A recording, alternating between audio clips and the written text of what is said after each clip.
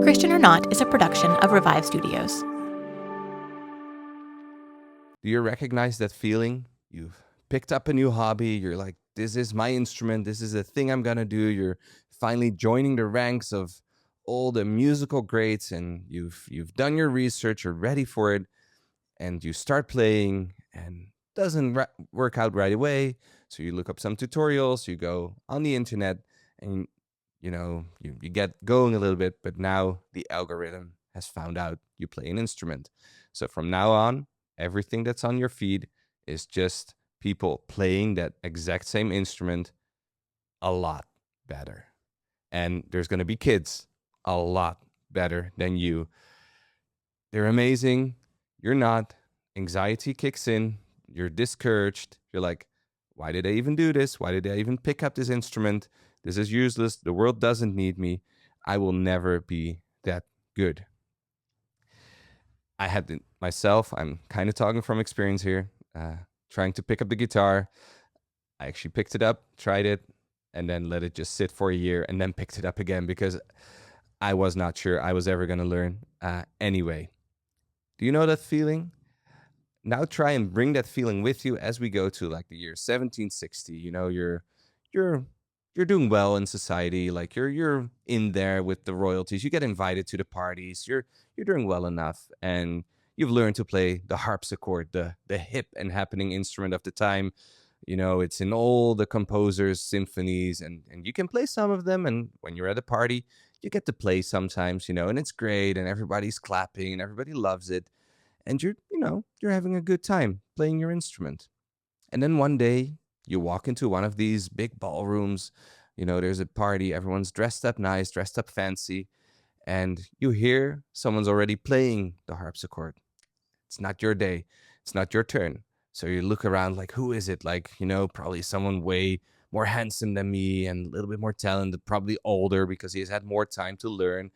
And you look over to the instrument where the people are gathered around, and you see a 4-year-old boy. That exact same feeling hits. And I bet there were a ton of harpsichord players in Salzburg in the 1760s running into this problem because there was a new kid in town, and his name was Wolfgang Amadeus Mozart. And he was rocking the music scene from a very young age. So crazy, right? 4 years old. Mozart, wunderkind, prodigy, genius, once in a millennium kind of kid. He wrote his first symphony at 5. When we were all, at 5, were we trying to build Legos, probably trying to get that tower that hit the ceiling? He was writing symphonies. His life is very interesting, also tragic. It was very short, yet very prolific. He was born a Catholic and remained so throughout his life, but also joined the Freemasons. So you already got it. We have a lot of stuff to talk about today. So we're going to find out if one of the greatest composers of the modern era, Mozart, was Christian or not.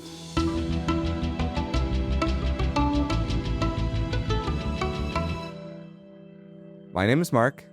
My name is Troy. Welcome to Christian or Not. The goal of this show is to look at these historical figures, men like Mozart. We've looked at other men like John D. Rockefeller, or we're going to look at some other great future people as well, or maybe not so great future people, and ask the question, are these people Christians or not? Now, of course, we are Christians ourselves. We believe that only God knows the heart of man, but we also believe that we can look at the fruit of someone's life and we can ask the question, does that fruit show the life of a believer or not? We don't think that we have the perfect answer.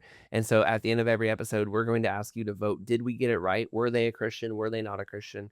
We want to hear your answers as well, and we will read them on future episodes so that we can balance out our take with your take, because we definitely don't know everything, and you might have some great insights that you found, or that or may disagree with us, and we'll read some of those on the show so that we can get a good balance take to figure out if these people who have changed history and sometimes claim to be Christians, sometimes didn't really claim to be Christians, but were they Christians or not?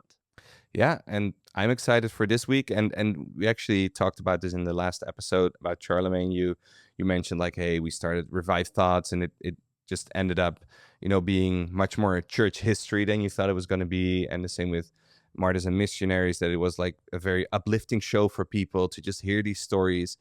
And with this one, we thought it was going to be a more history show, and we ended up almost having like a theology Yeah. show. It's Like, turned into, I feel like it's really a discipleship of a way of like, because there are so many different podcasts that do theology. There are a handful or trickle of shows that are doing church history, and most of them coming out of our studio.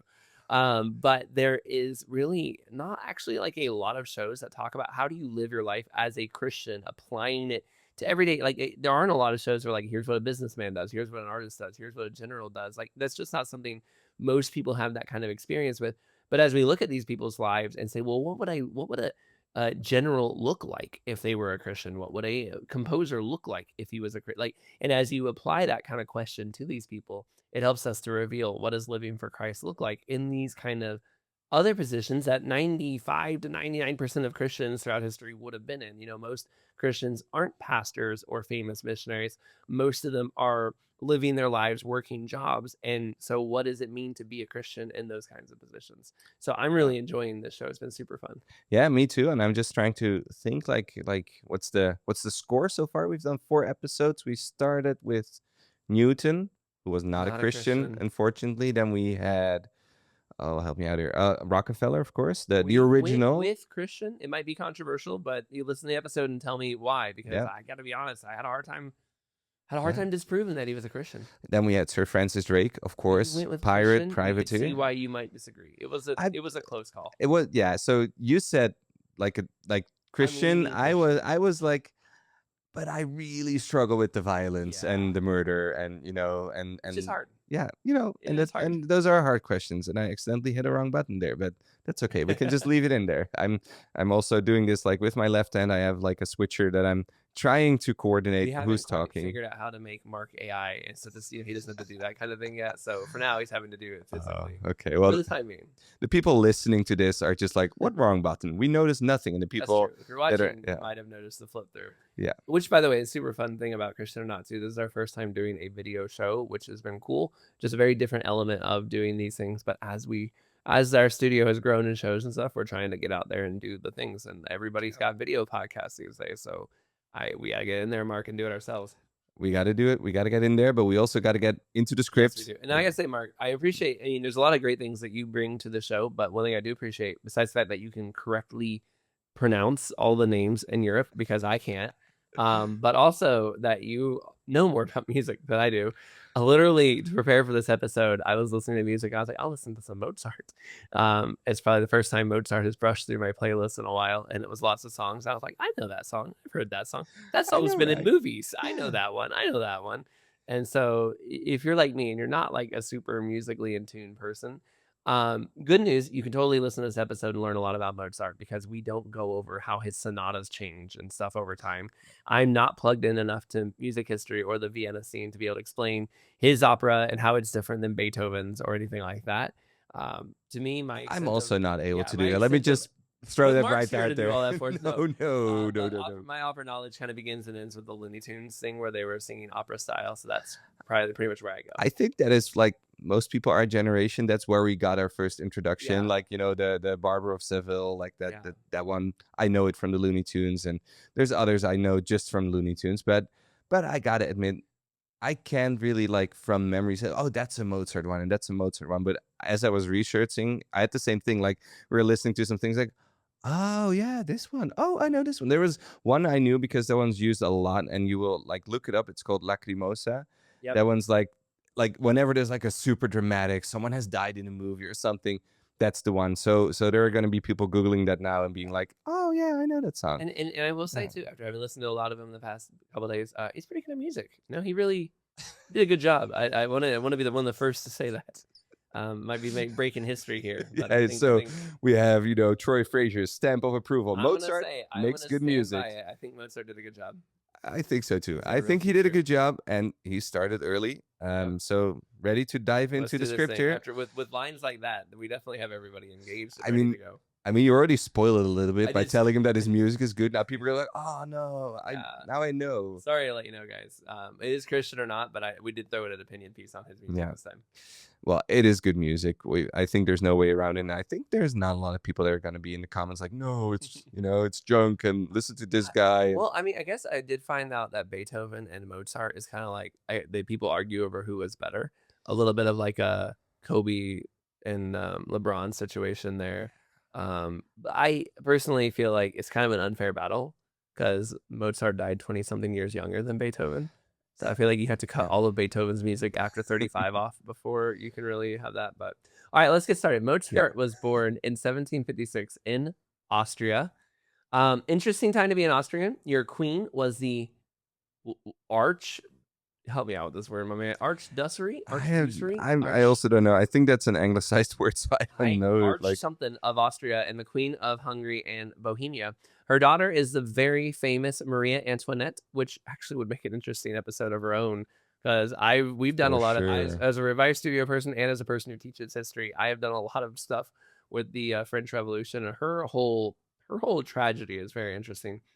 But anyway, she will be encouraged by her mother to marry the King of France. Her husband, the husband of the Queen at the time, is over the Emperor, Holy Roman Emperor, and they rule the Habsburg lands. Like, so this is a good time to be in Austria. Like, this is a power moment for them. And Austria was feeling a little bit of pushback from kind of a new player on the block that was really. I mean, they had been around a long time, but they were showing themselves Prussia. And they kind of went up against Prussia during the 7-Year War. Things didn't go perfectly, but overall, this is still a really good time. And that's probably why when they started putting these reforms that we see them doing, one of which was a big push for music, it kind of creates a very special time in Austria where it becomes the home and center of so much classical music. And that's not to say they're the only music place in town. London and Berlin, and there are other places, but it really is the home of classical music in a lot of our minds. Now, with that said, they didn't call it classical music back then. That would have just been, this was just pop music. Yeah, it was the pop music of their era. In fact, it was probably somewhat controversial to do what they're doing. But when we think of classical music today, so many of the people we're thinking of were coming out of this part of the world, Austria, specifically Vienna. And that's partially because during this time, they were putting a big push for education, and music was playing a huge part of society. I didn't know this, but in the 1700s, we not only had like all these different composers that were just a big deal to the world. Bach, Handel, Vivaldi, and others were just this huge part of life back then. But also 3 of the emperors of this, country in this time, Leopold I, Joseph I, and Karl VI, were gifted musicians and loved to play music in their court. So they would have 76 singers, tons of instrumentalists. Officers often learned to play music. It was kind of how you showed yourself as an aristocrat and made favor with the king and whatever, was doing this kind of music thing, which, I mean, you think about in a world without any kind of Spotify or any kind of way of doing things, people need to entertain themselves. And if you have the luxury of free time and, wealth to have your people play piano or play violin, it really does make sense that this would kind of be a part of what you do. And that really was what it was. Yeah, I think, and that was actually something new I learned researching this. Like, a lot of these guys were just like employed by like the aristocrats. Like, you were just working in the court of this guy or this guy. And there were only a few that really broke out of that. Like, I listened to a podcast today where they talked about Handel going to England because, of course, his most famous piece, The Messiah, is all English, and he wrote it when he was there. I never figured out. Like, I knew he was, I think, like a German Austrian. Like, he has a German name, so I figured he's probably from that neck of the woods. I never realized how he ended up in England. Yeah. But it was also because he actually sort of got out of that because, for example, Johann Sebastian Bach, who was like one of the famous one earlier in the 17th or 18th century, died, I think, like 6-7 years before Mozart was born. He was always employed, and he was even at one point, because he tried to sort of get out of his contract, put in jail. And it's like, that's kind of crazy. Like, You're and not playing enough music, get in jail with you. Yeah, so that's crazy. So, and like what you just said, like, yeah, we're so used to music being accessible to us like 24/7. Like, we just have our phones, we have our laptops, devices, everything. Like we even, like, the equipment we have here, like a microphone like this, like, we have the ability to even make our own music. That was not the case back then. So if you wanted, like, that bedtime music, laying in bed, you got to have your own guys standing in your bedroom playing the music. And if you wanted to show off for your friends, you don't have, like, you're not going to invite everybody over for a movie night. You're going to say, I have enough money to hire a performance that's going to be at my manor. We're going to have some really good violins and piano, and your son is wanting to show off to some of the ladies. We'll have him play a little bit. And it was a whole scene that is just completely gone. Like in today's world, musicians are almost considered like bums in a sense. And a little bit that was still true then. Like before you made it big, you were a little bit of a bum. And then eventually you could become a rock star. And when we look at these great composers like Beethoven or Mozart, we are seeing the rock stars that survived the scene. We're not seeing the hundreds and thousands that were fighting across little courts just trying to make a living. And one of the reasons why Vienna in Austria became such a powerhouse was all Germany was full of these little princedoms that were running out of money. All of these little princes had their little musicians, and as they ran out of money, they'd have to cut, the salary of these guys, send some of them packing. And so they kind of all flooded into Vienna from all directions.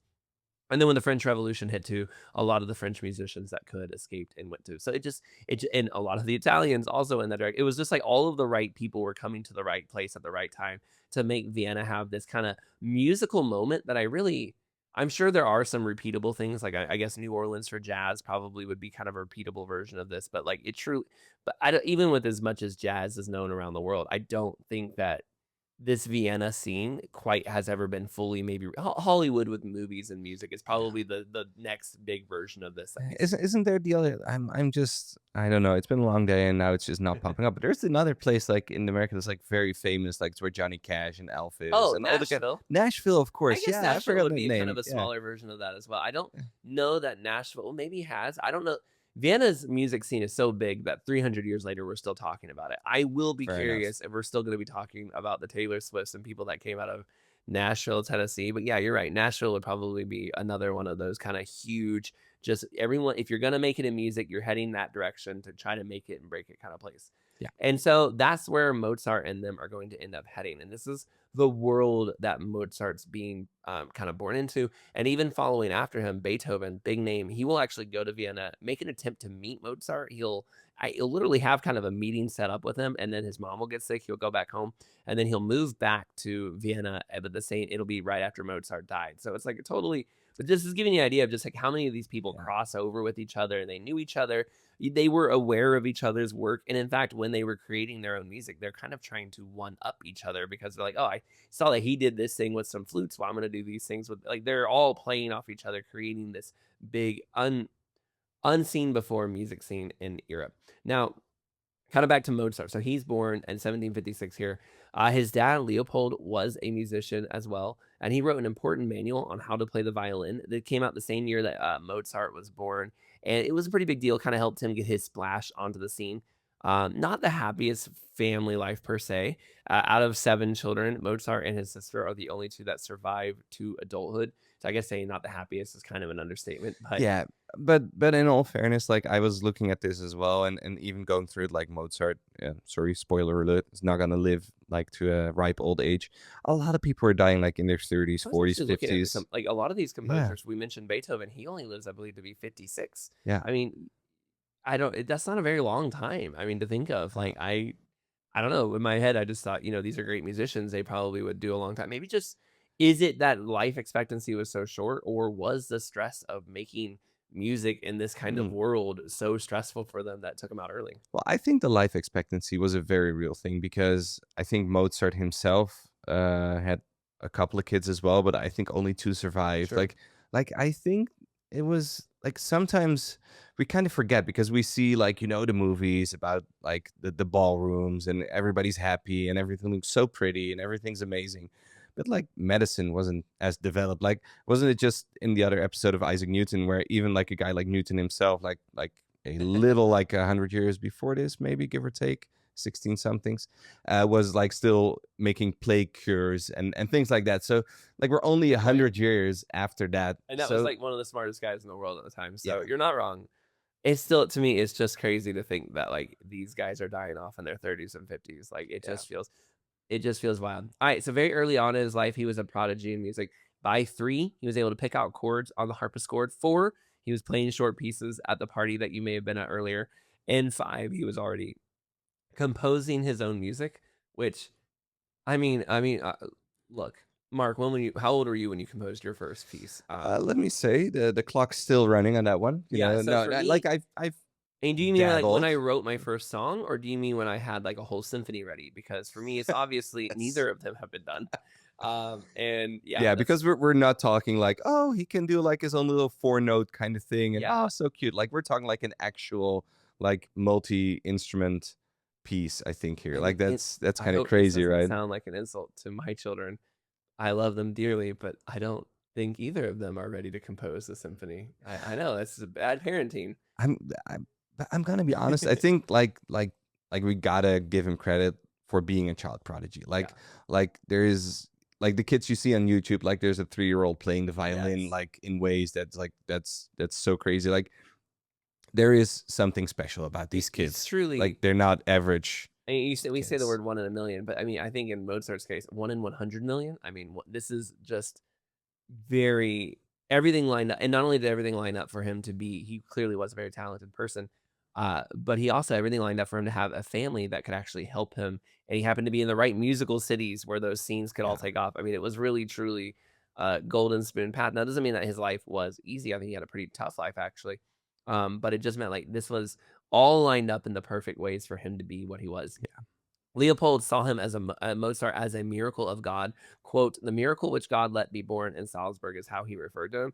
And he saw his gift of music so unbelievably ahead of his time and so incredibly good at music that he felt like he would be a bad dad if he didn't do everything he could to get Mozart to rise to the highest level. I mean, if you see that your child at 3, 4, and 5 is composing, music and doing stuff, you've got to do everything you can to get into the highest talent. And that's kind of what he sees his mission. Like my mission from God, and this is his words from God, is to get him out into the world.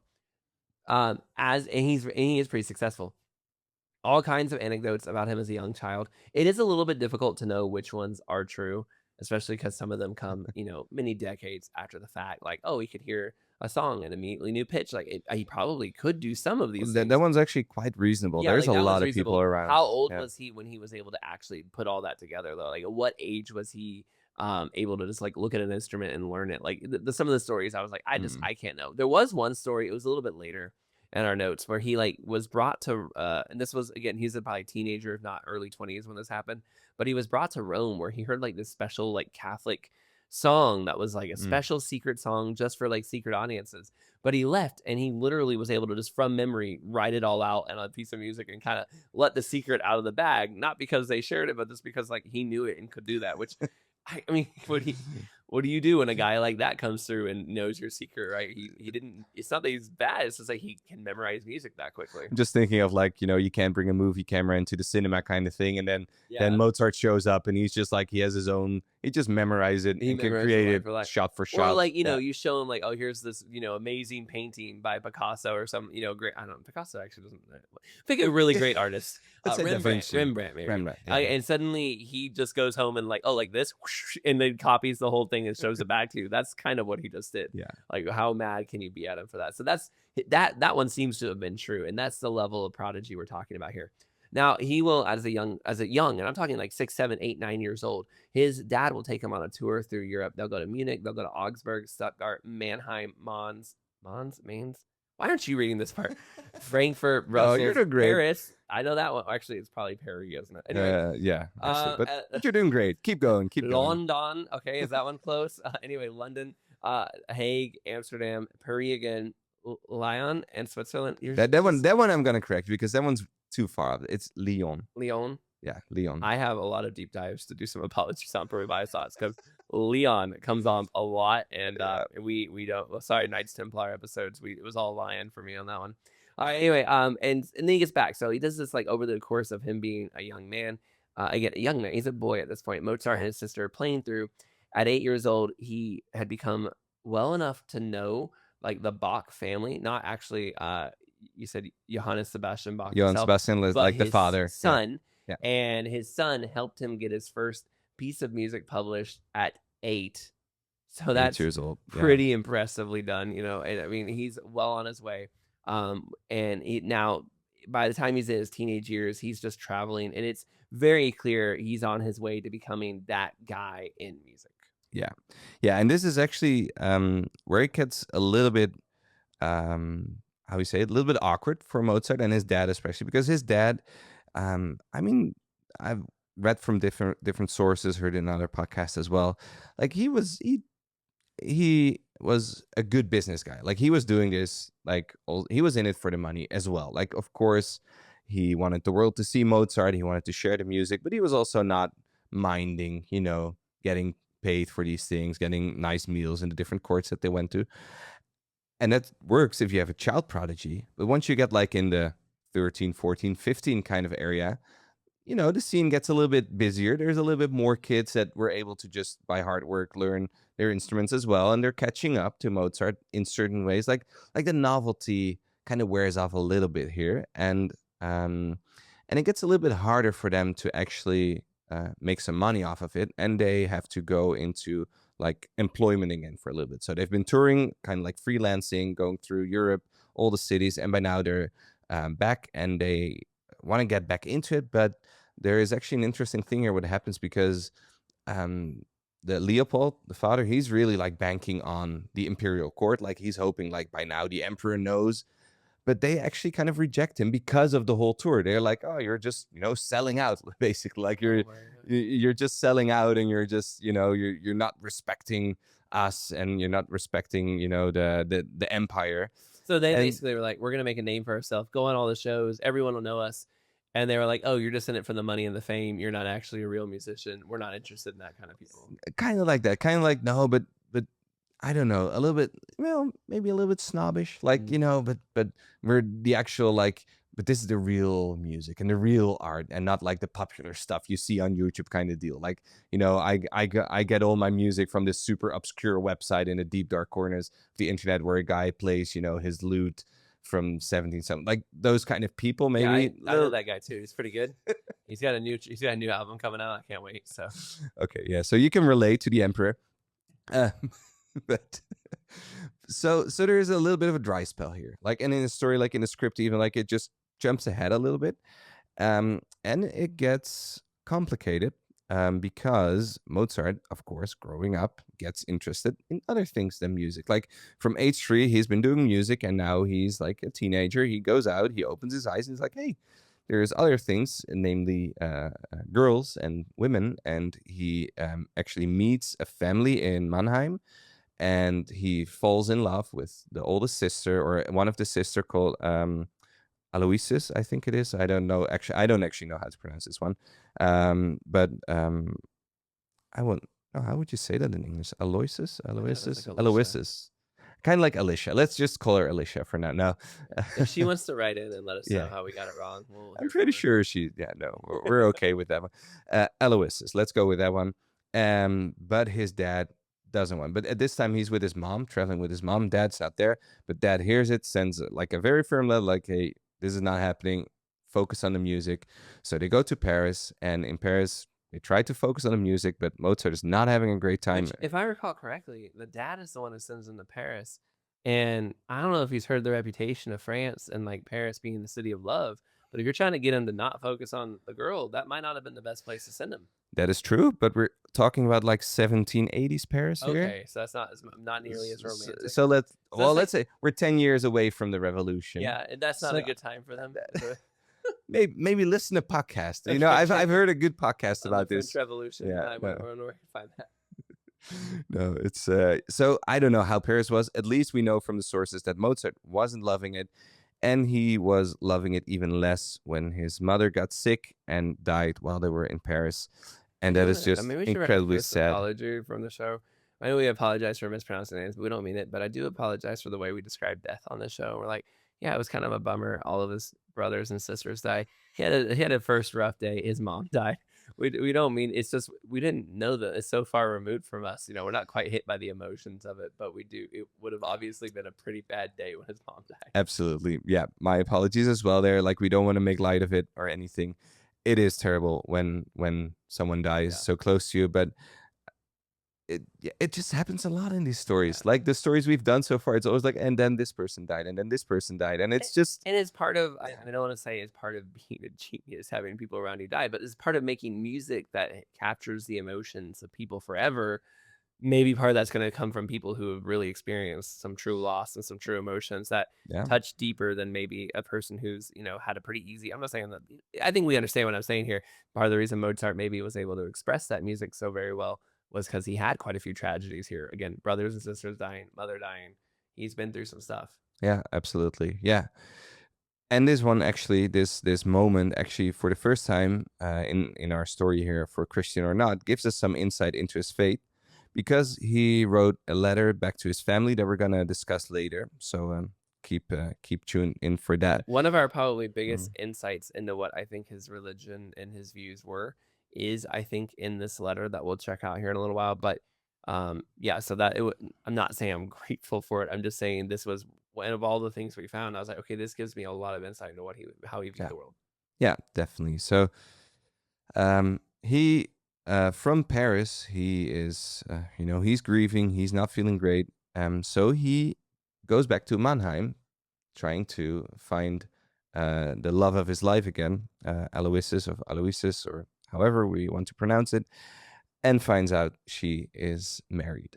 So Mozart is not having a great time here, and he goes back home. He goes back home to his father Leopold, and he is back in Salzburg, where he was born. And finally, he sort of gets a break.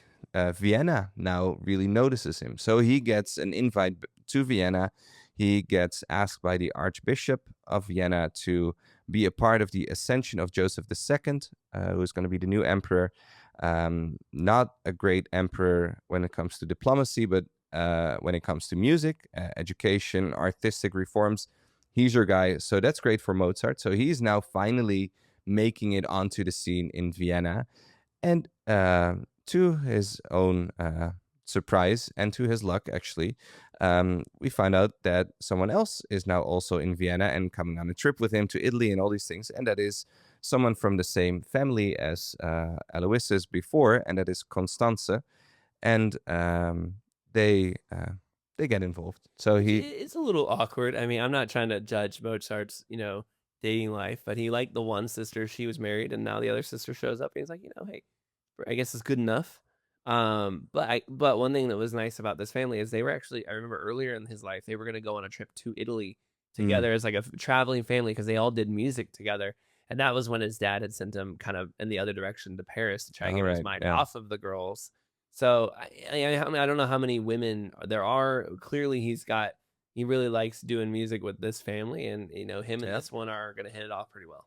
Yeah, so this is all happening kind of in the same time, and but actually, I kind of skipped over a part here that's actually quite important, because it didn't start out great for him in Vienna. At first, actually, he just sort of becomes a servant to the archbishop, and he kind of gets denied making music. Like, they just don't want him to make music. At one point, the emperor is at a performance, sees Mozart there, knows who he is, and said that he would actually pay money to Mozart to see him, but he isn't allowed. Like, the archbishop sort of blocks him. Is like, no, we're not. He's not allowed to play.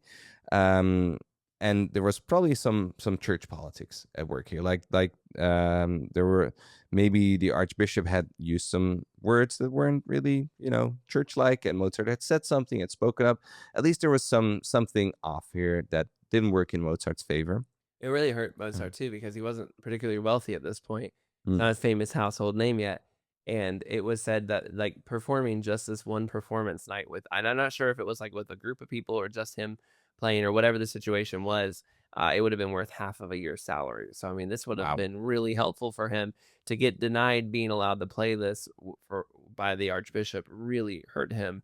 And so this is not like you come to Vienna to play music. You finally get invited to the big city, to the Nashville or whatever it is, and no one's letting. And the guy you're living with is not only not letting you pay, but he's basically treating you like one of the cooks in his house. It Yeah. is a very both humbling but also probably very frustrating experience for Mozart. Yeah, absolutely. But he makes a bold move, and he is able to get out of this employment, and he goes freelance, which was, like we discussed before, kind of a big deal back in these days. Like, most people worked like for an aristocrat, but he decides, no, I'm going to be on my own. And that means, like, no steady income, nothing. If you don't play, no pay, no play, no pay. I don't know if that's a saying within the music world, but it was for Mozart. And but he does pretty well. Like, he's now out of it, and this also gives him the opportunity to marry Constanze. and they get married, but one person is not happy, and that is Leopold, his father. And we know this because there's like quite some communication, some letters back and forth about this that he did not approve, and this rift never really healed We well. never find out exactly what the letters were because his wife, Mozart's wife, destroys like some of Mm. the communications. And I will say the version of Mozart we get is a little bit manicured by the wife. So if there were like, if they ever had a fight, she deleted it. You know what I mean? Like she kept those things out of going into the spotlight. I can see why you would. Like I probably wouldn't want the whole world studying my spouse to know every time I messed up or something like that as well. Yeah. But she does, like, there's a couple different times where I was reading it, it was just like, oh, but Constanza got rid of that information, so we'll never know what happened there 100%. Which also, does lead you to question just a hair too. Well, what do we do have? Is it all, 100% legit as well? Because she did kind of, your husband dies at 35. Everyone wants to tell his story. You need, I'm not going to say like you used him or anything like that, but just purely on a I need to survive well way, you're going to try to help keep his name going. Yeah, You want him to be absolutely. remembered in history. You might have also just done a little bit to make sure that he had his best foot forward. And so little details like what exactly was said in those communications was lost. But we do know that they weren't positive communications. Yeah, it never really worked out again. And also with his sister, unfortunately, who, so basically the band broke up. They were touring Europe when they were still little. By now, Mozart is on his own, but still writing absolute masterpieces. And he is doing really good. There's even one story how he wrote an opera or a symphony, actually, like sort of on one visit. So he is visiting a city called Linz, and he puts together a symphony just for the people that he's visiting. He performs it as well, and it's just crazy. This one's actually, you can find this one. We didn't put the name in the script, but just look up the It's story. YouTube Linz Mozart. I did, and it sounded very nice. I Yeah. was like, oh, that's good music. Yeah. Again, those people of Linz would have probably really enjoyed that performance. Yeah, so he's doing great. He goes back to Vienna, and he tries to get into the scene again, but it's hard because there's a lot of musicians, and he's no longer like in the employment of someone there, so he really has to work his way in. So this goes up and down a little bit, and also in his financial situation, you see like he really wants to live the high life. He wants to have like the nice apartment and the servants, and he does for certain periods, and then he just goes in debt for certain periods. Like he's really going up and down with his finances. So also in this time, it's really not always going great. There was his dad had, at least I read that his dad had passed on saying like when you're quote be aloof among musicians, that is like don't hang out with them, and then like in parentheses like an Englishman. So I don't know if like British people were kind of known for being aloof back then, but that's apparently how he said it, was like be aloof like an Englishman among the musicians and be friendly with the aristocracy. So like while you're doing music and concerts, don't go spend all your time hanging out talking to the violinists and the cellos. Like stay away from those guys. They're not going anywhere. Go and spend all your time hobnobbing with the rich and the aristocrats and those people. Those guys kind of control your future. And that's very business networky smart. And honestly, you know what? As much as Mozart was a child prodigy, him getting in good with all these elite people that paid him money to make symphonies and whatnot probably is part of the reason we know, more of the reason we know his name today than if he knew and the guys who played the trumpet really well. Yeah. At the same time, though, if you're always going to big fancy dinners with aristocrats and you're always wearing the latest clothes and you're always playing, what's that game with the horses and they chase around, cricket or something like that? I don't know. Did they play that back then? No. Well, whatever. I'm sure they had some horse I don't games know, and yeah. hunting foxes and all the things that the rich aristocrats are doing. But you're a poor person. You're like not a poor person, but you're not them. You don't have family wealth and a mansion to fall back on. You're gonna run out of money fast. Keeping up with the Joneses is kind of what we say today. But like keeping up with the aristocrats when you're not one, you run out of money. And so that's the flip side of it. We know him because he made those connections that helped solidify him. But also him doing all of that, he wasn't one of them, and so it hurt him a lot to keep that going. Yeah, it does. And there is one thing that actually helps him, and this brings us to a very interesting part of the story, because he makes some new friends. One of them, for example, Joseph Haydn, who's also a famous composer of the time, and some others around him. They are Freemasons, and I had to do quite a bit of research on this one. For some reason, I didn't know a lot about Freemasons. I don't know You why. usually pay for the masons that do work on your house, and that's why you didn't know some were I don't doing. know. Yeah, I didn't know about the free Yeah, ones. No, that's why. I know a little bit because but I basically remember this. Like, I think on the drive over, it's like, oh wait, I think I remember like reading a book. Like, I think it's in War and Peace. Like, one of the main characters at one point gets involved with the Freemasons. Okay, I'm I about to think. nerd out with you, Mark. I do not remember that at all in the War and Peace, but that's love that book. Super great book. It's so Yeah. fun, and that book does have so many moments. I guess it wouldn't Right. surprise Yeah. me if one of them joined the Freemasons. I'm like Oh man, but now 90% you're sure making me want now. to go back and check on that because that would be such a funny thing to have missed at the time. So I forgot the name, so that's really bad. But so now I'm gonna really, make some very, get people in the comments. But I know that in the BBC series War and Peace, he is played by, I think, a guy called Paul Dano. So that's why I remember, like, that's the face I'm seeing here. Like, it's that character. Like, he's like the awkward one. Like, he's in. Is it like Petra or something like that? Could actually be Something that like one. that. Yeah. Yeah, it could be like. Oh wait, we actually have laptops. We Yeah, can let's Google say we this. can just look up protagonists So of at War least and it's that guy, and I think at one point, like, he just meets a guy, and he goes Pierre. Pierre. Okay, yeah, good one. Yeah, so he's a guy that inherits like a lot of money. Yes. He's like the illegitimate son of someone, and anyway, he gets involved with Freemasons. That was my knowledge, Okay. and now Mozart is involved with the Well, Freemasons. I'm not gonna give my Freemason knowledge as a Grand Duke level 7. No, as somebody who drives past places in America and they'll have like Masonic Lodge Lane or something. That's Like, the I don't know beginning if they were in the Netherlands, but I've never seen So this. that's why I was so surprised when we were doing research. In my mind, Freemasons are kind of like these. I don't know. Sorry if you're a Freemason, you're listening, but you're kind of these weird people who we kind of make fun of in pop culture as like kind of like a weird cult kind of thing that they do. And then I've done a lot of Freemason research for Revive Thoughts because occasionally there's a Freemason. Like I'll find a preacher who is claimed to be a Freemason. I don't put them on because I find that I'm not confident enough in what they're doing to have them on at all. So no thanks. We can find better pastors to feature and Revive Thoughts and that. And then the Freemasons came up a lot with the Knights Templar because they borrowed a lot of Knights Templar imagery and symbolism in their own movement.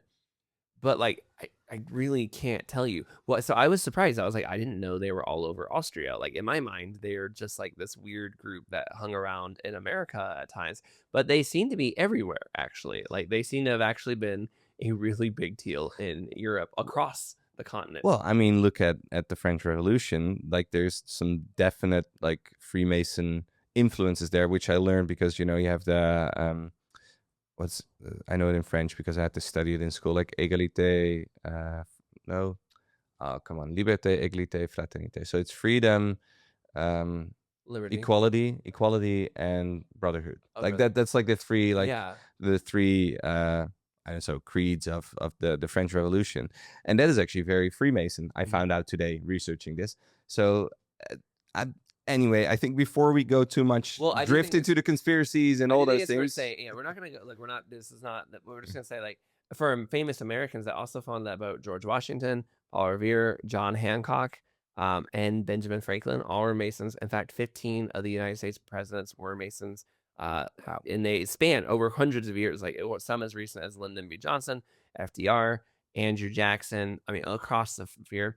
So that's 15 of them, and that's out of 47 or so, and some of them are repeating, and that the other 40 are Illuminati. So I mean, that really doesn't leave a lot of presidents left over. But no, I will say like the Freemasons were an absolutely influential group, and Sorry. No, it's I did that with you really fast. That throwaway comment got me good. But I will say, like, so what were these people about that made them so influential? And if you are a Freemason, does that automatically completely bar you from being able to be a Christian? Like, is it that kind of a cult? Because let's be honest, if I said they were Mormon, we would all go, well, that's not a Christian because of what Mormons believe. Are Freemasons in the same category that where if you believe that, you are automatically out? Well, they seem to be very popular because of at this time in the 1700s, which by the way is also important too. 1700s Freemasonry, why they were important then, I don't necessarily think is probably the same as what we have now. I'm sure the Freemasons would say like, oh, we're a part of a long history or whatever. But I do think if you join the Freemasons today, it's probably for very different reasons than if you joined it 300 years ago, where every famous composer and famous politician and almost everybody that was in the know was a Freemason back then. On the outside, the Freemasons say they are about these Enlightenment ideas, what you were saying about fraternity, equality, all these kinds of things. They really they really saw themselves as kind of a part of the Enlightenment. They were reasoned people building what they believe on, like these ideas. Like a Mason builds a building brick by brick, we should build our thoughts and ideas thought by thought, logically holding them all together. And they, at least at the time, Masons would not have seen it as exclusively against Christianity. In fact, many of them would have said, like, we are actually helping to build Christianity by working on the basis that Christianity gives us. We're an outpouring of that. And some very famous people from the Habsburg families were big supporters of it. Joseph II, the Emperor of Austria during that time, his dad was a Freemason. And although he wasn't a Freemason, he saw them as friends. Like, he saw them as big supporters that he could count on. And during a time when the Catholic Church was very powerful, it was actually kind of helpful to have this other group in his mind that could kind of back him out of corners when the Catholics were maybe upset with him for not giving enough homage to maybe Mary or something. The Freemasons could kind of back him up and, not get him so much trouble and hot water. And he put this in his music. Mozart, this wasn't happening, not just Mozart, but a lot of them were, but this wasn't just happening in a vacuum. One of the examples of that is his opera symphony, the Magic Flute, one of his most famous plays. I remember reading the book, The Magic Flute, to my kids, like when they were younger. It was just a book that we like found at a bookstore. He includes a lot of the symbolism from the Masons with this. There's this number 3 comes up a bunch of it. The main character he'll go through 3 trials. He'll meet 3 spirits. There's 3 temples. There's 3 ladies. All these things. They have a trial by fire, water, and air that this guy goes through, which is supposed to be something that the Masons did at the time. And he gets through all these situations by playing music. It kind of is what brings harmony and calm through these different trials, which again, to me, that's just like, oh, that's a fun story of how, music can be helpful or whatever. But to the Masons at that time, it was very much seen as music as a harmonizer. It brings order to a world of chaos. It, again, brick by brick, or in their case, note by note, can take the chaos and bring about harmony. He also included secretive priests in like the play that if you were a Mason kind of watching, you knew those guys represented you, but the general public at the time maybe wasn't kind of on the up and up. So just some interesting things. One more story I have, and then I wanted to hear your kind of wrapping up thoughts on them. But Sure. it was also a scene a way, like as a way to move up socially. There was a story of an African servant came to Vienna. Servant, I didn't read that he was a slave, so I was under the impression it said servant. So, but he gets to Vienna, that's a pretty low totem pole to be, but he joins with the Masons and he moves his way up. Eventually, he's considered a scholar and a grand master. So, if you were poor, if you're a merchant, if you're somebody who's not an aristocrat, your way to kind of move up in society a lot of times was to join up with the Masons, either in London, Berlin, Amsterdam, Vienna, wherever you were. And kind of there you had a chance to play on more equal footing than you did in anywhere else in society. Yeah. So that's what I read as well about the Masons. And then I'm just sitting here wondering, and like I don't think we need to go too far off Mozart here, but then what's up with all the conspiracy theories? Like, where does it come from? Like, why is it? And it's because they're very secretive. Like, it's like a secret club basically that Yeah. you become a part of. And I think I was thinking about this because I was researching this and listening to another podcast about it as well. And they were very like kind of positive, like, hey, these are just, good world changers. They basically only did good things except for maybe like 1 or 2 like local incidents. But what I was thinking what the difference is, because they were likening it to like, but you also have your football club and you have your cricket club and you have your, like, there's a lot of like just brotherhood kind of things. And you have your like in the States, like fraternities are very big, like on the universities and all those things. If I seen the movies, at least I assume those are very, very correct. I mean, according to the movies, that's a big deal that we had those fraternities. I mean, I went to a pretty small Bible college, but we created like our own version of that on the school of brotherhood of us. So like that was it is a part of it. Like, Yeah. I think especially younger people are gonna have that, like, let's get the guys together and do something together.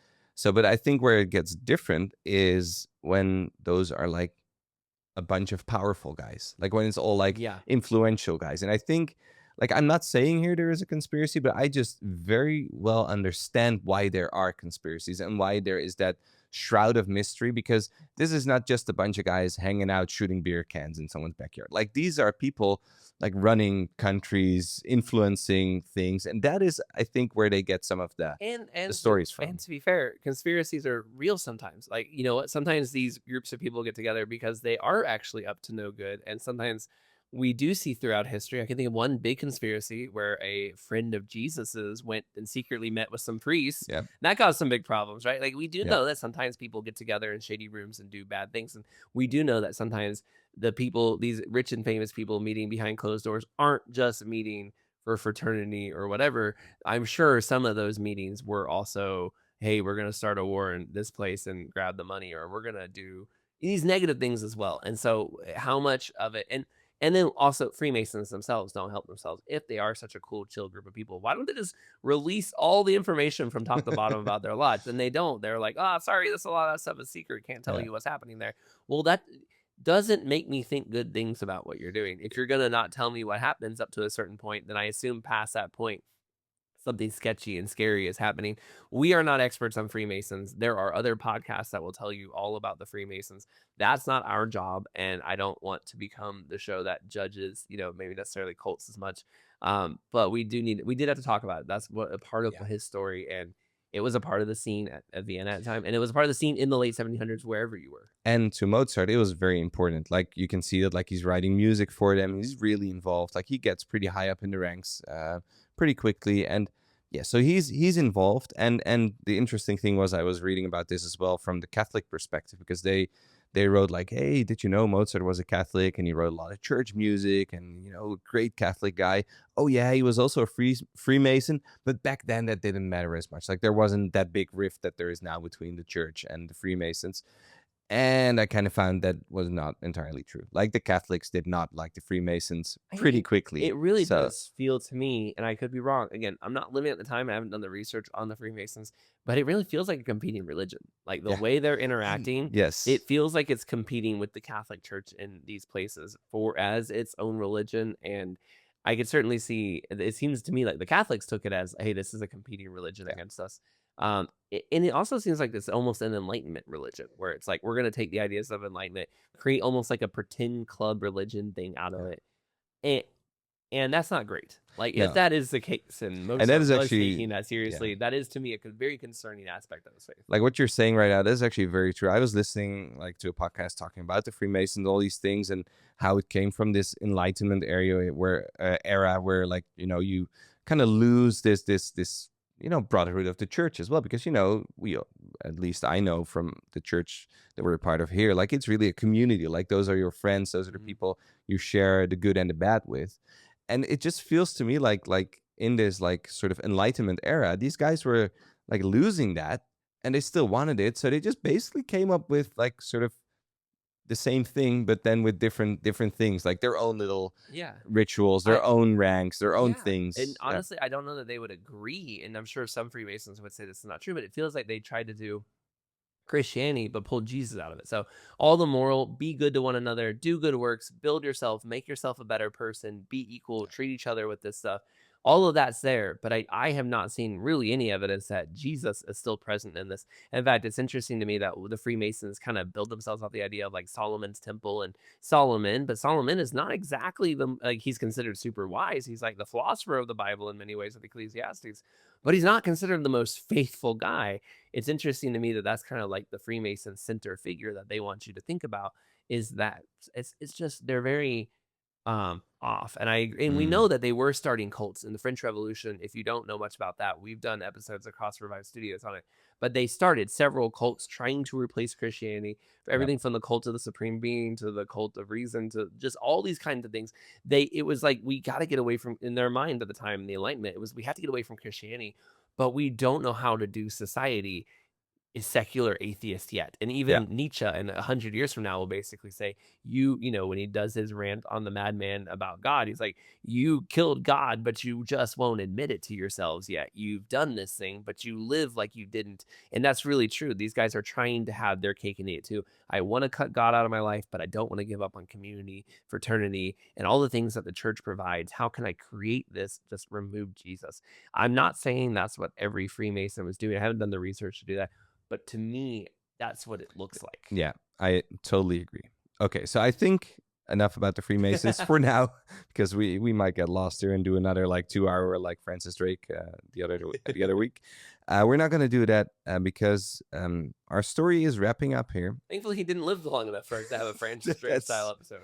Yeah, well, Francis Drake only made it to like 50, I Man, think. but he sure made those 50 years Yeah, ago. he was out there. Anyway, 1791, he falls sick, he falls ill, bad fever, and he dies while working. And this is actually a very interesting story myth kind of thing. There's like two versions of the story, but he was asked to write a requiem, and a requiem is like your funeral song, basically. Like that is like your like at my funeral, like you have your funeral playlist now. I don't know if that's a thing in the States, but I know in the Netherlands people have like their funeral playlist. Yeah, like I'll even ask you this live on the moment. What hymn will be playing at your funeral? Like, what's one that you definitely want to have playing? And they were gonna ask me a hymn, and yeah. Well, I mean, we all know that what's that song by Smash Mouth, All Star or whatever. It's gonna definitely be playing. No, I know. Actually, there's a hymn, but I don't know the English name for it. I don't know the English That's name such for an it. easy. Yeah, I know a great hymn. I too. will I don't say know it. the English name for it. It's in Chinese. Or Let me just look it up. Like you tell your hymn, and I'm gonna do my research for here. me, Hallelujah, What a Savior, or I'll Fly Away. I mean, those are classics, right? You got to put the I'll Fly Away is great too because it's been played at so many funerals. Like everyone will be crying by note number 2. Like they're expecting it, and so that's just a good one to have.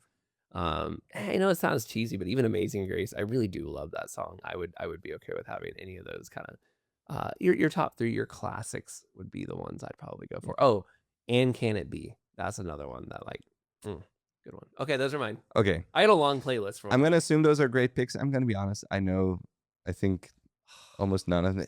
I didn't grow up in the States. Gotta listen. There's all good ones. Okay, good ones. send them to me later. You know what? I didn't get into hymns until I was in my 20s, so you know it's not too late. Yeah, okay. There's hope still. So for me, and I know this one in Dutch, and in Dutch I will say it once. It's called God is getrouw, zijn plannen falen niet.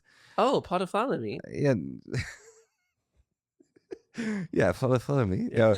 No, so it's and I found out it's been translated, and it's called Our Faithful God. Our faithful God makes plans which cannot fail. Do you know that one? It's translated by a guy named, I don't know, Hendrik Pearson. I'll be honest, apparently. there's a category of hymns where they kind of all sound the same. And I don't know that one off the top of my head. Okay, so that's one you're having at your funeral for sure. I really like it. Like, it's a great song just about God, sovereignty, and this in the weirdest way possible. I hope that you live long enough that I never have to hear it. I hope like you've lived such a long life that, you know, and we're still friends, but we probably moved far away. We can't hear each other. Because if I end up hearing that song, it means you might have died too soon, and that could be very sad. That's good. So my Requiem, not for a long time. Same for you. I'll hear it on live stream when we live stream the service. By then we can just hologram. That's true. We'll definitely have that down. Yeah, you know, you're on Mars. I'm here on Earth still. They needed to send people. Yeah. Okay. Anyway, he passes away, but he is working on a Requiem, not his own, but like there's like the myth story, like an unknown someone asks him to write this Requiem, and as he's writing it, he starts feeling more uneasy, and he's like, I think I'm writing my own Requiem. Like he feels like this, and his wife will even like later say like it was an angel that commissioned the song. However, a little bit of a bummer for like, you know, the great myth people on the podcast, but they know who it was. It was like a rich aristocrat who did try to stay a little bit anonymous because he wanted to like, he did this with other composers as well. He commissioned a song and they gave it to him, and then he would pass it off as his own. So that's where the mystery kind of comes from. Kind of a bad move, but the Requiem. Calling him an angel is not the nicest move. No, that's very, very generous from Mozart's wife there. So he thought it was his own, but yeah, this is all like hearsay, nice myth. But he passes away. It's unfinished, but later other people have written endings to it, and this is actually the one that I mentioned earlier, Lacrimosa. Look it up. You will have heard it. You will know it from the movies. He was the one that goes dun dun dun dun. By the look you're making, it's not. So never mind then. You know what? I'm gonna leave that to someone No. in the comments. I'm gonna we want some comments. I'm gonna leave that one to someone in the comments to comment on and just That say was how wrong you were. just based on your face. I'm guessing that was Beethoven or something, wasn't it? It was. Ah, It was. I think it okay, was. well. Now I don't want to mess up, but I'm pretty sure that was Beethoven. I Yeah. feel bad now. I Yeah. know for sure. Okay, guys. Well, that was No. pretty embarrassing. I do. You know, there are probably like some normal people who are listening. Like I've learned a lot about Mozart today, and then there's somebody who's just banging his head against the wall right now. Like, oh my gosh, who let these monkeys talk about music for 30 We minutes? did the same with Newton though. Like Yeah. that's like, we're not geniuses in any I fields. would say I can tell if he's Christian. No, I can't. Jesus can. I can talk about his faith. I am not an expert on his symphonies. Okay, well then, this is a good time for you because he's not writing any more symphonies. He passes away 35 or 36. Actually, I read both. I don't know what's up with Okay. that. Maybe a calendar thing or I'm something. sure there's something to explain it, but I actually had the same problem where one said 35 and one said 36. And I don't know, like this is all ever since we've done Revive Thoughts, there have been guys where like you're like, okay, he has 2 death ages. How is that even possible? But it's actually been happening more lately. Like in the last year or two, I've seen like an explosion where like almost I don't say like every other episode, but it's like probably once a month where there's a guy who has like multiple ages. And I'm like, is the internet getting dumber and not able to figure out age anymore? Like how we so AI created articles that now they're like connecting to each other. And I don't know what's going on, but I do feel like it's more frequent that I'm running into people who I can't even tell when they died. Yeah. So anyway, same for Mozart, 35, 36. At least he didn't live to a He very didn't make it to 37. ripe old We can age. say No, that very that's for confidently. sure. And this is actually interesting because we're both 35, so this is kind of a 34. 34. I Thank thought. you. Thanks a lot, old man. Oh wait, no, now I forgot. There's like 1 month where we overlap, Yeah, right? we had like a short couple weeks. Yeah, here. okay. Sorry. Well, I am 35 and I have not written 41 symphonies. So Not I have some yet? catching up to do. You've got well, you've Yeah. got you still have till 37 maybe to get them done. So Yeah. Well, how many do you have done? I mean, it can't be that long. Well, let's say I think I had like a quarter of one, Okay, maybe. well, a quarter of one's actually not No, bad, that's not even close. man. It's mostly silent notes. Yeah, it's just rests. Just it's story of my life. Just rests. I know Yeah. I will say this, like doing history on one hand, it's like, wow, these are such awesome stories, amazing times. But there are moments when you read a story or learn about a person, you just kind of stare at the wall and you're like, well, I've really done nothing with my life, haven't I? I'm destined for obscurity because if most people barely know the life story of Mozart and he did all of that, like there's no way that, and not that it's all about being remembered, but man, I'm really going to be forgotten is kind of what I'm getting from this. Like my own grandkids might not remember me at this pace. But you have a podcast, or you have several podcasts. I have several of you out there that will hopefully recall me deep into the future, and you, Mark. Yeah, I will not forget you. But Mozart also very much not forgotten. Like he was still, his status was just sky high when he passed away. I do want to mention some personality notes from him, if you don't mind, because I thought these were just interesting.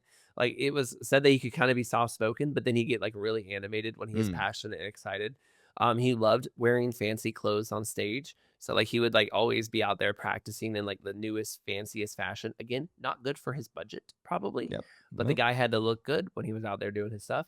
He liked to play practical, friendly jokes, specifically with one famous horn player, Joseph Lutgoop. It's probably an oi, like Lloyd Goip. Okay. I don't know, but that's what I would go for. The guys like to like riff on each other, which I think is a really fun, like, because I that's the part of history and stuff that gets forgotten. Like you hear all these serious things about Mozart, how intense he is, how awesome he is, but you don't, in the history books don't, usually show you the, oh yeah, but he would like goof around and play pranks on this guy. Like that's the part of stuff I love because that's the part that makes him human like the rest of us. That's the part that you do. Like if your story is getting written and remembered, if you have a good friend you like to joke with, it would be nice that that part got added on. Like who's George Washington's best friend? I don't know. I'm sure somebody does, but like it's not often remembered that he was a lovable prankster on the side. He knew several Mozart knew several languages, and he may have also known English. It wasn't clear. He had a student that was an English composer who he like tutored and kind of helped him become a big name later on because of his close relationship with Mozart. Thomas Atwood when he was 19, but he turned in like some work, which I guess when you were doing Mozart composing work, like you turned it in like a paper, and he wrote something to the effect of like, this was, I mean, it was basically an English phrase that wasn't nice. Like this isn't your best piece, It wasn't kind your of best thing. piece, but like with words that were very English, the kind of word that like King James would use for donkey was thrown on the paper, and it Yeah, was written in English. So yeah. like he slew that slam out of in English. So it was like, okay, did he know English as well? All of these fun things, these little aside parts of his personality. But now we get to the crux of the matter. The reason you are here on the show, Mozart, was he a Christian?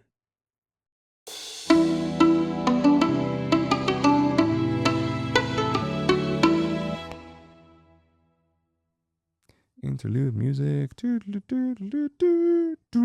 doom. Yeah. So was he a Christian? This is the big question. We talked about a lot of stuff, and mainly I think people already see this coming. Where the tension is at is like this Freemason Catholic thing. And when we actually first started on Mozart, and I said, "Hey, I think this guy is interesting for the podcast because he's a Catholic who's also a Freemason." Actually, the first thing we kind of stumbled upon or stumbled over is like the Catholic part. Like, how do we deal with this? Like we've had, of course, we've had like pre-Reformation Catholic people, or just like Yeah. Charlemagne, like he didn't have a choice. There wasn't much around. But how do you deal with that when Protestantism is around, and we're both on the Protestant side of things?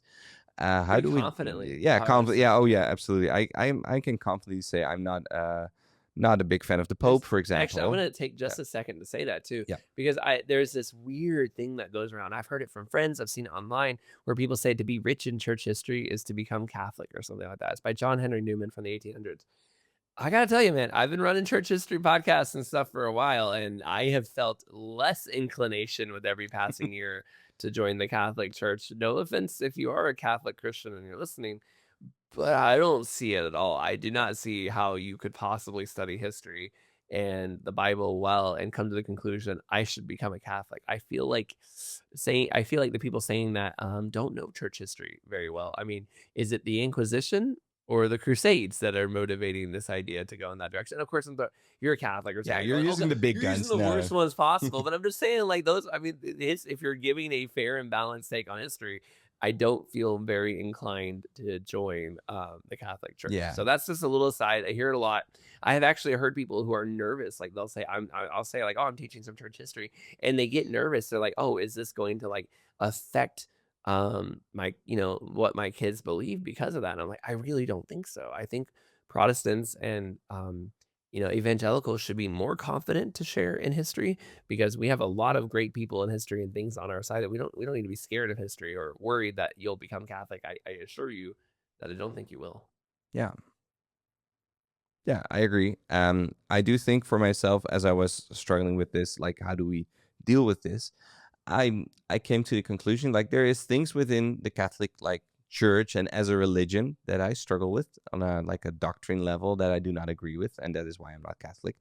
But I do think that there are people within the Catholic Church that really, with all their heart, have accepted Jesus as their Lord and Savior, and live that out. So that's but how do you deal with that, like the doctrinal differences? Because is it a different denomination, or is it like a different religion? Like mostly, like I sort of swerve between the two sometimes, like because there's things in other churches, denominations, that I'm like, that's not what I'm reading in my Bible. Yeah. But then the Catholics sort of take that and then a little bit more, like the Pope thing. I just don't get it. I don't get it. And I think when talking about church history, like that one has shown itself to not really be a good thing. Like popes, I think it's like maybe 50-50. Would that be? Nah, that's maybe too unfair. But like there is a lot of bad apples in there. And when you say he's the representative of God on earth, like it does show, I think, accurately the state of humanity. Like it does show like what we as a good Calvinist will say, the first one of the tulip, like the T. Yeah. The total depravity. That one's definitely there. But I still I don't know. I haven't made up my mind. Let me just put it like that. For me, and we're not a theology podcast, so if we get this wrong, or if we get it different than you, we apologize. R.C. Sproul was asked this question, like, are there Christians who are also in within the Catholic Church? And he said, yeah, there. You know what? There are some who seem to believe in Jesus still within that movement. There are others who are great thinkers on theology who've come to that conclusion as well. So you know what? And look, I read the books of G.K. Chesterton. I liked a lot of what he said in there. I feel like he has a lot of good truth to add, and there are others as well. J.R. Tolkien, obviously a wonderful writer of Lord of the Mm. Rings, and other. I would be really depressed to find out if he wasn't a follower of the Lord. And so I feel like as Protestants, we can sometimes be a little picky. I've even heard, all the Catholics are not saying, yeah, but you enjoy Tolkien and Lord of the Rings for the Christian aspects of it. So let's not, if we're going to write them out, then we have to throw him out as well. Yeah.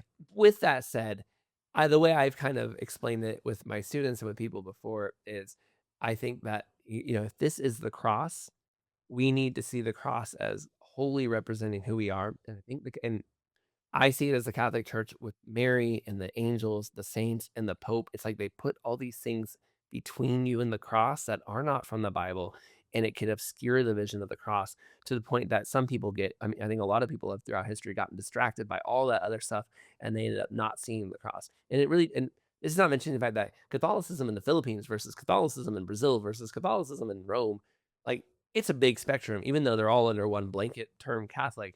I don't think that their churches all run exactly the same. But with that said, to the Protestants, where we also struggle is we're supposed to be looking at the cross. We don't maybe put all these things in front of the cross from keeping it, but I think we can sometimes tend to downplay the importance of it. Like we just kind of push it down and like, we don't revere it, what Jesus did on the cross nearly enough. So if the problem with the Catholics is that they put too many sacred objects between them and what Jesus did, I think our problem can be that we take the sacredness of what Jesus did and we kind of just push it down to the point that it's no longer sacred and holy. Both of those things are wrong, but there's a reason I'm Protestant. I think that our side is correct.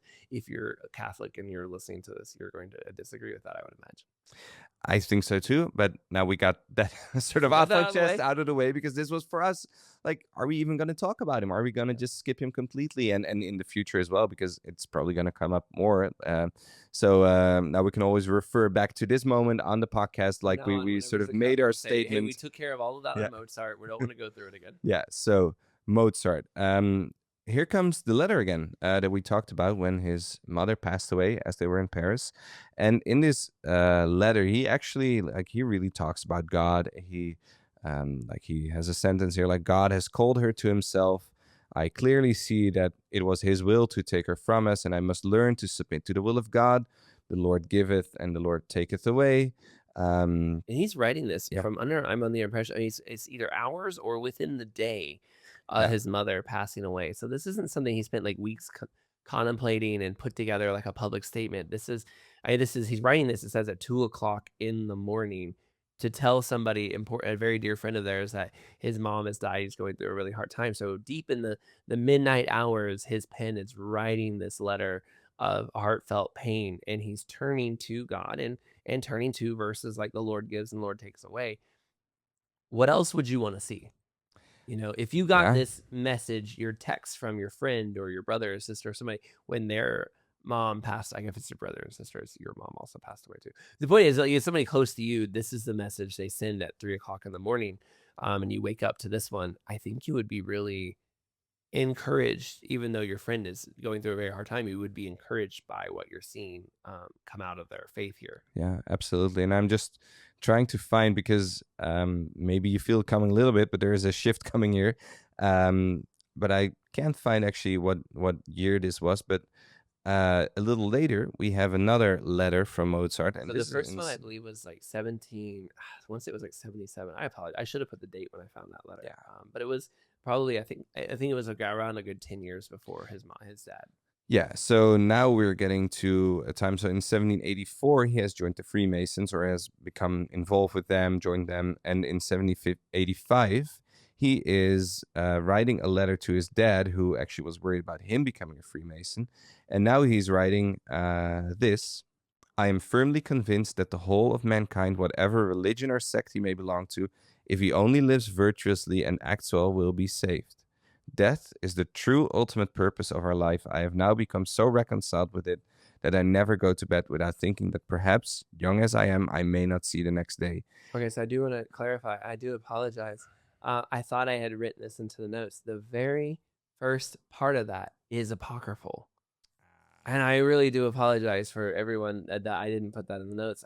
Because I had researched this a lot. And that was actually one of the things that became very frustrating about this episode is that there are a bunch of quotes that started appearing attributed to him around the 1900s that, at least from the research I did, they were fake, but that really muddies the water. So That the is first hard. part Yeah. where he says, "I am firmly convinced that the whole mankind, whatever religion or sect, if he lives virtuously and well in acts, will be saved." That part is false. The next part that you said, "Death is the true and ultimate purpose. I have now become so reconciled with it that part was real." And someone, it seems to be around the 1950s. That's why I put underneath the quote is Oh, I partially see it now. apocryphal. Yeah. In the 1950s, they added that first part, making him come across as a universalist. Because when Ah. I saw that quote, I thought, well, there it is. He believes all people are going to heaven. That's the universalist. And I can very clearly write him off. Because those would be like Masonic like Yeah. ideas, thoughts, and they're really all about like how do you grasp with this concept of death, and that's actually one of their, like, I think one of their tests or rituals is really about like how do you get to grips with this whole idea of death. But like if the second half of the quote is still his, then second you quote definitely is- see that as well. In the same letter Yeah. down here, he says things like, "I do not pity him when it comes to someone dying. Death is the true end of life. I have found this deep peace in contemplating death." These things are very Masonic. This idea that like death is a good thing. It would, but I mean, okay, so is Christianity. Also would apply. The Lord. Yeah. Dying is going home to be the Lord, right? So it is a difficult one because again, so much of it. And it's really the Freemasons' fault. They created something that's meant to mimic Christianity so hard that it's very difficult to see where the one ends and the other begins. Yeah, very true. And yeah, so this is kind of hard, but then there's this other quote that is confirmed to be real.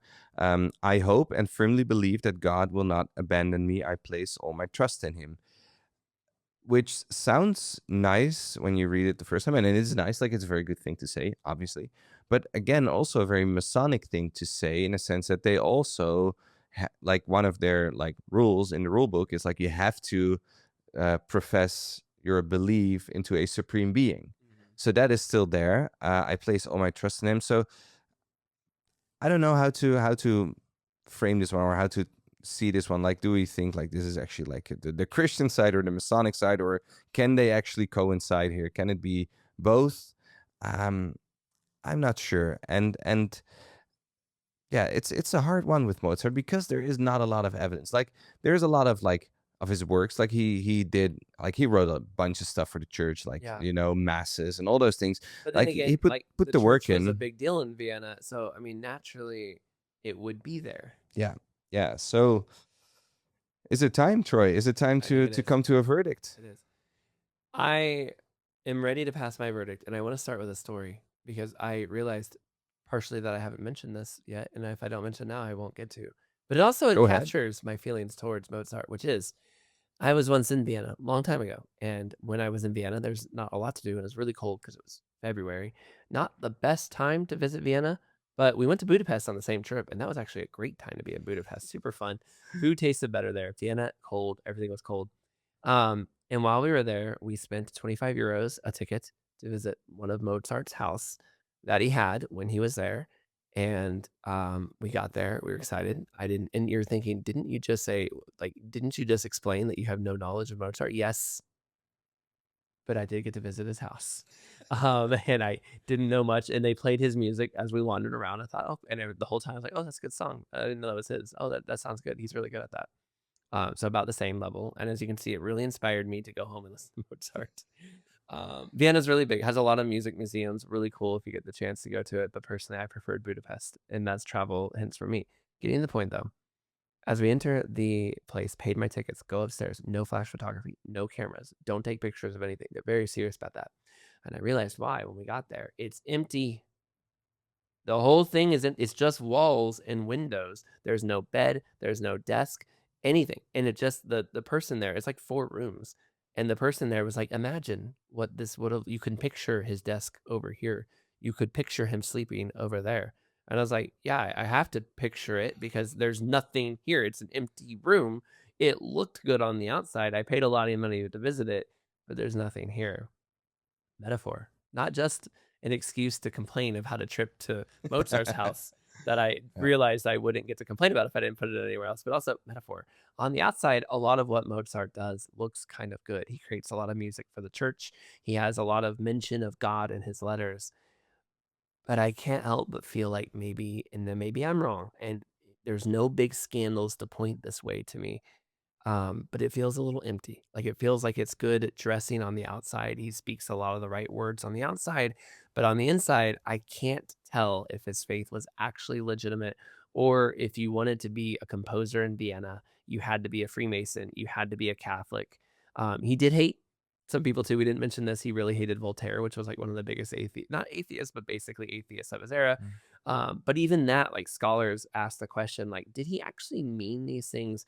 Or was he, a lot of these are letters to his dad. His dad is very faithful, very firm Catholic. What he wants to keep his dad happy. I'm not necessarily so cynical as to think Mozart, and clearly he married his wife against his dad's permission. He was clearly willing to tell his dad what he thought, but some people say, well, maybe he was just adding those things to his letters to make his dad happy.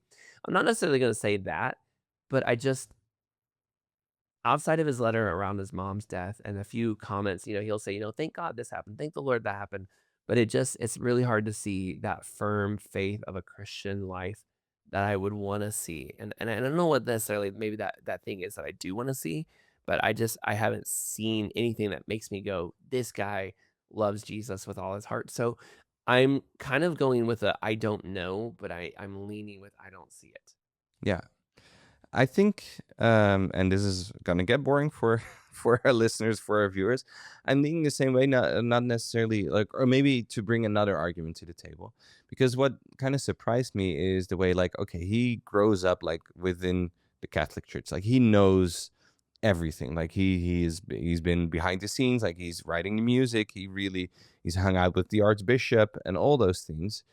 But when Freemasonry comes along and, he gets into the lodge, like it seems what you read from it about it, like and the stuff he writes for it, like the music, the magic flute, like he seems so much more in his element. Like he really seems to sort of have found that like there was this hole in his life and it's now being filled up with Yeah. this Masonic brotherhood. And that kind of tells me maybe that he wasn't getting that fulfillment from his relationship with the Lord and with Jesus. So we were talking about this before, and I'm also leaning to like I just don't know towards, but like an I don't know slash if you put me under the gun right now, I would say no decision, but more on the lack of evidence towards a yes, and like just the evidence that we do have is kind of leaning like middle to no. Like Yeah. that's kind of where I'm at here. The fact that he's involved with, I mean, the fact that he's involved with the Freemasons at all, and we don't see him ever kind of pushing back on that. He uses a lot of Christian language. So again, it feels weird to say I don't feel strongly about him. I guess maybe the lesson from Mozart is don't get so caught up in pursuing music that 250 years from now people can't tell if you're a Christian or not. Like, right? Like maybe make another part of your life, the Christ part of your life, be a legacy that also stands the test of time. But I also don't want to put a firm, in my opinion, firm no on that because look, there are aspects of his life that do look Christiany on the outside. Maybe because his history was so secularized, so back and forth. It was Vienna was itself in the middle of the Enlightenment. Maybe they didn't want to mention that one of their favorite composers was a super faithful guy. Maybe it just got lost through the cracks. So I don't want to completely write him off. There is pieces of it that could, if you with a little more evidence, put the tower together and get that. But it's not clear. And I would like, if I'm a famous composer who loves Jesus, I would like it to be. I would like our composers, our musicians, our people who are serving the Lord out there in those kind of famous ways to be more clear so that we don't have to sit here and second guess so much. Yeah, well, and just as an extra argument here, like we've mentioned other composers. Think of like Handel, who has written the Messiah. Like that one's a pretty clear one. It Like seems pretty strong. that But one's he's following the Lord over there. So yeah. compared to him, Mozart's a much murkier, much gray area, and a lot of the evidence points to no. It the lesson might be if you are in those situations, live your life in a way that we don't want. We don't wonder. Make Yep, it super clear that you absolutely. are firmly following the Lord because it's kind of sad. If he was a Christian, it didn't become clear to history. Yeah. So that is a lesson we can learn here, or maybe the lesson is Mark and Troy didn't do their research. And if you're thinking that and you have stuff to add to this, like we've Yeah. mentioned before, we want to do like comment episodes. Maybe like once we roll these out, you've seen them. You write us an email, shoot us a comment, and just tell us like, hey, you missed this important piece, and because we really want this to be a live thing as well. Like, we don't want to like put a pin in it and then close the book on it and never go back to it. Like, if we're wrong, we'd love to hear it, and we would love to discuss it more, because I think there is stuff to learn there. Like we now just said, like, we're not seeing it. Well, maybe you have that piece of information that does show it, and then we can learn from it on how to live our lives. And So very importantly too, if you know maybe more pieces about the Freemasons that we missed, please don't just write us like how Barack Obama was a lizard person that started with them. But I mean, like, give us, if you have real pieces of information from the Freemasons, or real pieces that were missing in the Vienna Christian scene, or you have, if we have some stuff out there, that's great. Please send it our way. We'll be sure to bring those comments up and say, here's some added context that we weren't able to figure out on our own, but we would appreciate that. Leave those comments, messages, and get that to us, so when we put together these comment episodes, we can really bring the opinion strongly where we're coming from. yeah, so that's it. There you have it. Mozart, a maybe from us. Maybe. I'm concerned no. That's where I'm That's leaning, for sure. yeah, a maybe, but concerned no. And I think we're in agreement on that. So my name is Mark. My name is Troy. You were listening to Christian or Not.